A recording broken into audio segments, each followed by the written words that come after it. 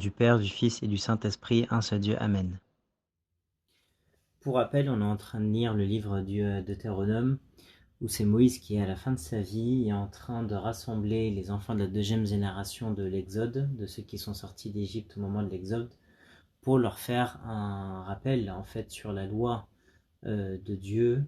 Et c'est donc un rappel de Deutéronome des lois qu'on retrouve dans Exode, Nombre et Lévitique, et que Moïse, à la fin de sa vie, juste avant que le peuple rentre dans la terre promise avec Josué, donc c'est ce rappel qui est fait juste avant cette entrée dans la terre promise, et c'est Josué qui les fera rentrer ensuite dans la terre promise. Donc on est en train de lire ce que Moïse il est en train de raconter comme un sermon en fait finalement, et Deutéronome il y a 3 grands sermons et nous sommes ici dans le deuxième.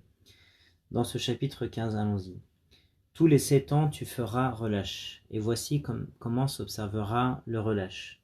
Quand on aura publié le relâche en l'honneur de l'Éternel, tout créancier qui aura fait un prêt à son prochain se relâchera de son droit, et il ne pressera pas son prochain et son frère pour le paiement de sa dette.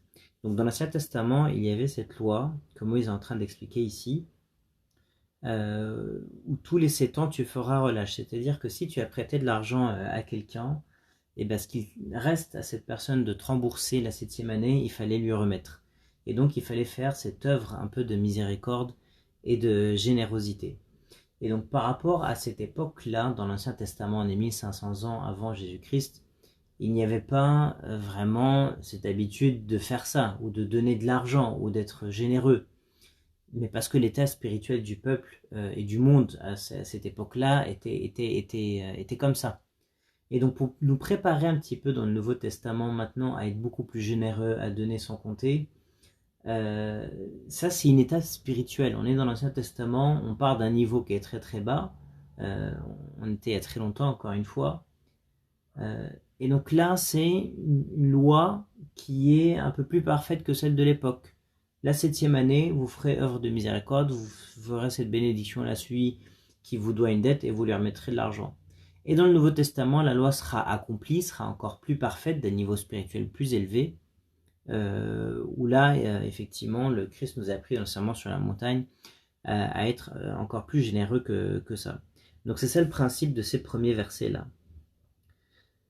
Tu pourras presser l'étranger, mais tu te relâcheras de ton droit pour ce qui t'appartient chez ton frère. Effectivement, l'étranger qui, lui, ne connaît pas Dieu et n'a pas de niveau spirituel, encore moins, il aurait pu en profiter, en fait, et faire en sorte de t'emprunter, parce que, sachant qu'il y a cette loi-là, et faisant exprès de t'emprunter de l'argent pour ne pas te le rendre. Donc, l'étranger, il était permis, dans la loi de l'Ancien Testament, de ne pas lui appliquer cette loi-là. Par contre, ton frère à toi, il fallait que tu appliques cette loi-là.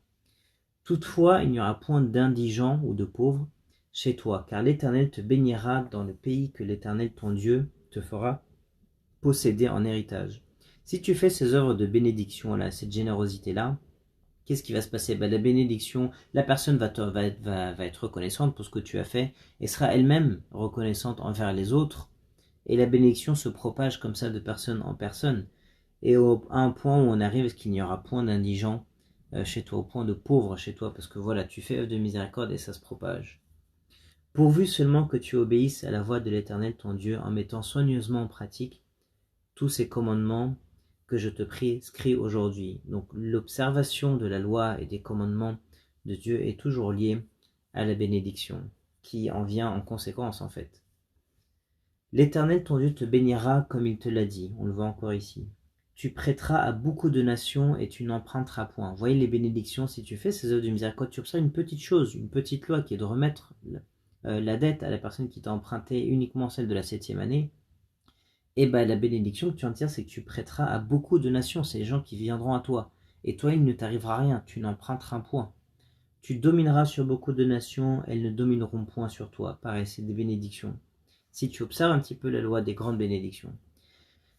On continue au verset 7. S'il y a chez toi quelque indigent d'entre tes frères, dans l'une de tes portes au pays que l'Éternel ton Dieu te donne, tu n'endurciras point ton cœur et tu ne fermeras point ta main devant ton frère indigent. Et ça, c'est quelque chose qu'on trouve évidemment encore dans le Nouveau Testament, c'est d'être généreux. et de ne pas être radin en fait quand il y a un pauvre qui a besoin d'aide. C'est pas absolument pas dans la loi de Dieu aux chrétiens de refuser en fait une aide à un pauvre. Et c'est écrit dès l'Ancien Testament, déjà dès le niveau spirituel des gens, 1500 ans avant Jésus-Christ, où il faut faire ces œuvres de miséricorde et donc aider nos frères qui sont dans le besoin. Ça date pas du Nouveau Testament. Mais tu lui ouvriras ta main et tu lui prêteras de quoi pourvoir à ses besoins. Il est joli la façon de le dire, tu lui ouvriras ta main, sachant que tout ce qu'on a, nous, vient de Dieu. Et en fait, et donc quand on donne à quelque chose, on donne quelque chose qu'on nous a donné à la base et que Dieu nous a donné à la base.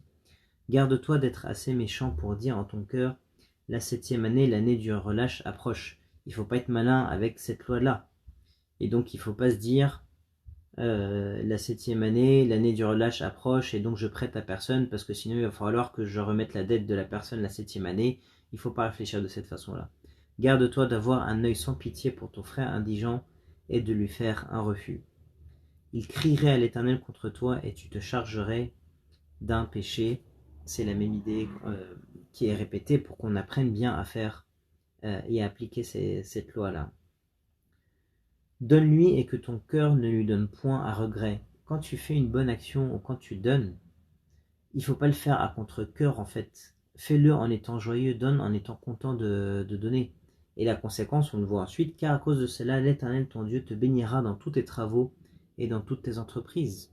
Donc, crois vraiment cette parole-là que si tu donnes, Dieu te bénira encore plus et te donnera le double, le triple, le quadruple de ce que tu as donné. Verset 11. Il y aura toujours des indigents dans le pays, c'est pourquoi je te donne ce commandement. Tu ouvriras ta main à ton frère, aux pauvres et à l'indigent dans ton pays. C'est la sagesse de Dieu et c'est la volonté de Dieu qu'il y ait toujours des indigents ou des pauvres dans le pays, qu'on soit dans l'Ancien et dans le Nouveau Testament. Pourquoi? Pour deux raisons. Pourquoi? Parce que s'il y a des pauvres, il y a des gens qui, en étant dans cette condition-là, sont contents et remercient Dieu d'être dans cette condition-là. Et s'il y a des pauvres, il y a aussi des riches qui donnent. Donc ces pauvres-là sont une raison de bénédiction, de justice en fait pour les riches qui leur donnent de l'argent. S'il n'y avait pas de pauvres, du coup, les riches n'auraient pas de quoi quelqu'un à qui donner, et on n'aurait pas des personnes qui remercient Dieu malgré la condition dans laquelle ils sont, qui est difficile. Donc c'est la sagesse de Dieu qu'il y en ait, pour qu'il y ait des gens qui accèdent au royaume des cieux de cette façon-là. Peut-être que la seule raison pour laquelle un riche va au royaume des cieux, c'est parce qu'il est généreux avec un pauvre. Et un pauvre, la raison pour laquelle il va au royaume des cieux aussi, peut-être, c'est parce qu'il remercie Dieu en toutes circonstances, en fait. Verset 12. Si l'un de tes frères hébreux, homme ou femme, se vend à toi, il te servira 6 années, mais la 7e année, tu le renverras libre de chez toi. Donc on a vu une première partie sur la relâche et la relation avec les pauvres, et là on va parler d'une deuxième loi qui est celle de l'esclavage en quelque sorte, ou de la servitude, parce qu'à cette époque-là, dans l'Ancien Testament, il y avait effectivement des gens qui, à cause de leurs conditions très pauvres, se vendaient auprès d'autres. Dans le Nouveau Testament, évidemment, c'est non plus accepté d'avoir de l'esclavage ou de se vendre, c'est évidemment une pratique qui ne se fait plus du tout, et Dieu ne veut absolument pas qu'il y ait évidemment quelconque esclavage. Dans l'Ancien Testament, c'était une pratique courante dans le monde entier, mais là aussi, Dieu va donner une loi pour élever un petit peu le niveau spirituel et pour que le traitement en fait de ceux qui sont serviteurs d'autres se fasse dans de bonnes conditions. Et dans le Nouveau Testament, suite avec l'arrivée du Christ, on va accomplir la loi encore une fois et avoir une loi spirituelle un peu plus élevée. Et donc ça, c'est complètement inacceptable. Néanmoins, on est dans l'Ancien Testament, et donc si un de tes frères hébreux, et il dit bien un de tes frères hébreux se vend à toi, parce qu'il est dans une condition délicate et pauvre et qu'il a besoin de faire ça pour survivre, eh bien la loi, et qu'est-ce que voulait Dieu par rapport aux gens par rapport à cette loi? Eh bien il voulait que la 7e année tu le renverras libre de chez toi. On élève le niveau spirituel pour nous préparer à un niveau encore plus élevé dans le Nouveau Testament. Et lorsque tu le renverras libre de chez toi, tu ne le renverras point à vide. Donc tu vas même lui donner des cadeaux et des présents et ne pas le laisser partir les mains vides. On peut même prendre un sens spirituel par rapport à ça, évidemment. C'est celui du Christ qui nous libère, nous, de l'esclavage du péché. C'est exactement le même sens, en fait. Et on va voir comment cette idée-là, ce parallèle-là, va se développer dans la reste du chapitre ensuite. Mais nous sommes esclavages du péché et de Satan. Et celui qui est venu nous libérer à la plénitude des temps, lorsqu'il s'est incarné, c'est le Christ, évidemment, qui est venu nous libérer et il nous a fait présent du royaume des cieux, évidemment. Dans Luc 4, quand le Christ était dans le temple enseigné, qu'il a ouvert le livre d'Ésaïe, il a dit qu'il est venu pour libérer les captifs. Et effectivement, nous sommes captifs, nous sommes esclaves, ou nous étions esclaves du péché. Et le Christ est venu pour nous libérer, pour nous racheter. C'est ça le terme qui va être utilisé dans le verset 15. Continuons. Tu lui feras des présents de ton menu bétail, de ton air, de ton pressoir, de ce que tu auras, par la bénédiction de l'Éternel ton Dieu. Parce qu'effectivement, t'es quelqu'un de bien, t'es béni, tu lui fais des cadeaux. C'est ça le niveau qui t'est demandé à ce niveau-là. Tu te souviendras que tu as été esclave au pays d'Égypte.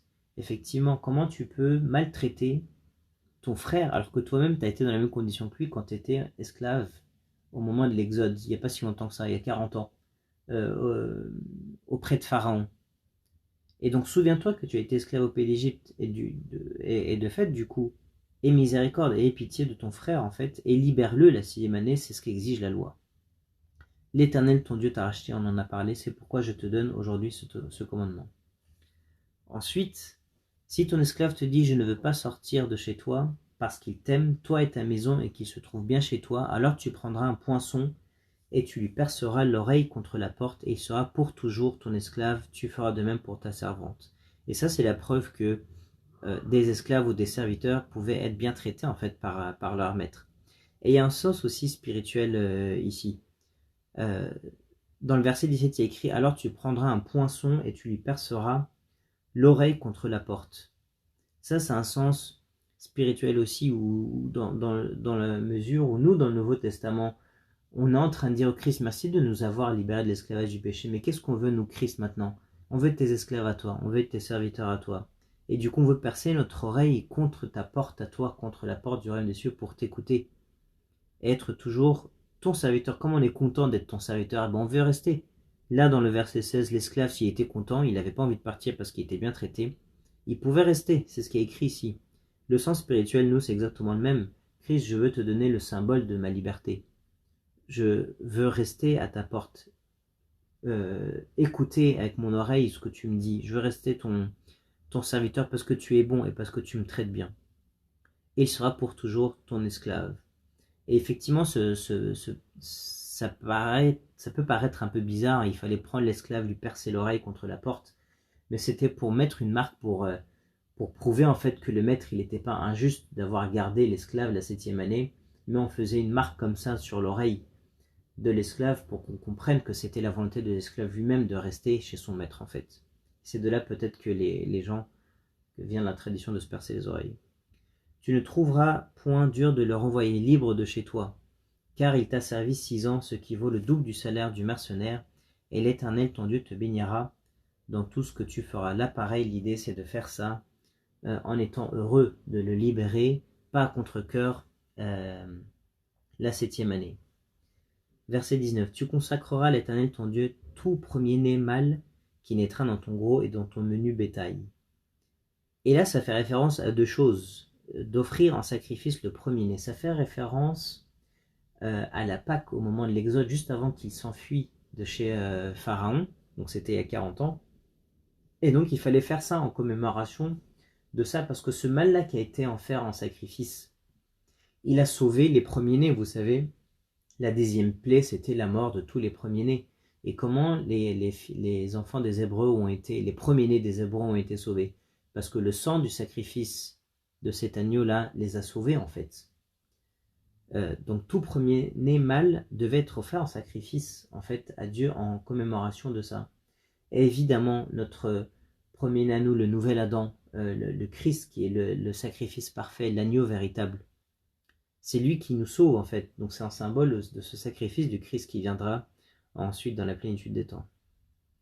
Et il ne faut pas en profiter avec ce premier-né mâle-là, il faut l'offrir en sacrifice. C'est pour ça qu'il est écrit, tu ne travailleras point avec le premier-né de ton bœuf, et tu ne tondras point le premier-né de tes brebis. Il faut l'offrir en sacrifice, il ne faut pas le négocier dans les dons que tu fais à l'église, par exemple. Offre ta dîme, fais ton service, et ne négocie pas. Tu le mangeras chaque année, toi et ta famille, devant l'Éternel ton Dieu, dans le lieu qu'il choisira. Il donc fallait faire ces sacrifices-là dans la tente d'assignation au moment de Moïse, quand ils étaient dans le désert, qui se déplaçaient en même temps que le peuple se déplaçait. Après la traversée du Jourdain et l'installation dans la terre promise, la tente d'assignation tabernacle était dans une ville qui s'appelle Silo, et c'est là qu'ils offraient les sacrifices. Ensuite, la tente va être perdue et c'est les Philistins qui vont la récupérer. Ensuite, elle va leur revenir dans une petite ville et enfin, David en fait va la récupérer et va la mettre à Jérusalem et ensuite il y aura le temple de Salomon. Donc c'est ça le lieu qu'il choisira. S'il a quelque défaut, s'il est boiteux ou aveugle, ou s'il a quelque autre difformité, tu ne l'offriras point en sacrifice à l'Éternel ton Dieu. Et effectivement, le peuple, malheureusement, avec le temps, a pris l'habitude de faire ça, c'est d'offrir des animaux boiteux parce qu'ils étaient invendables par ailleurs. Et ça, évidemment, c'est pas bien. Quand tu offres un sacrifice à Dieu, quand tu offres ton temps pour prier, offre pas le temps où tu es le plus fatigué, où du coup tu pries rapidement, où tu lis un ou deux versets uniquement dans la Bible parce que tu es trop fatigué pour en faire autrement. Non, offre ton meilleur temps quand tu pries, offre ton meilleur moment de la journée quand tu lis la Bible. Tu le mangeras dans tes portes, celui qui sera impur et celui qui sera pur en mangeant l'un et l'autre comme on mange de la gazelle et du cerf. Seulement tu n'en mangeras pas le sang, tu le répandras sur la terre comme de l'eau. Effectivement, tu n'en mangeras pas le sang parce qu'à l'époque, le culte d'adoration des idoles était de manger le sang des animaux et ça les rendait mauvais, ça les rendait presque bestial en fait de faire ça. Donc il leur dit cette loi-là de ne pas manger le sang des animaux. Il y a une explication que j'ai oublié de donner au verset 15. Tu te souviendras que tu as été esclave au pays d'Égypte et donc du coup il leur demande de bien traiter le peuple et donc les esclaves, et de les libérer la 7e année. Et malheureusement, en fait, ce que le peuple hébreu va faire, c'est que ils vont pas tellement respecter cette loi-là et ils vont être assez sévères et assez injustes, en fait, par rapport à cette loi-là avec leurs serviteurs. Et du coup, ce qui va se passer, comme ils n'ont pas observé le commandement, eh bien, ils vont pas être bénis, comme on a vu que c'était la condition ici. Et il va se passer effectivement qu'ils vont subir une correction de la part de Dieu, en étant par exemple déportés par les Assyriens, puis par les Babyloniens, par les Mèdes, les Perses, les Grecs et les Romains. C'est un peu les 5 servitudes difficiles qu'aura à subir le peuple juif parce qu'ils n'auront pas respecté la parole de Dieu. Voilà pour ce chapitre, gloire à Dieu éternellement. Amen.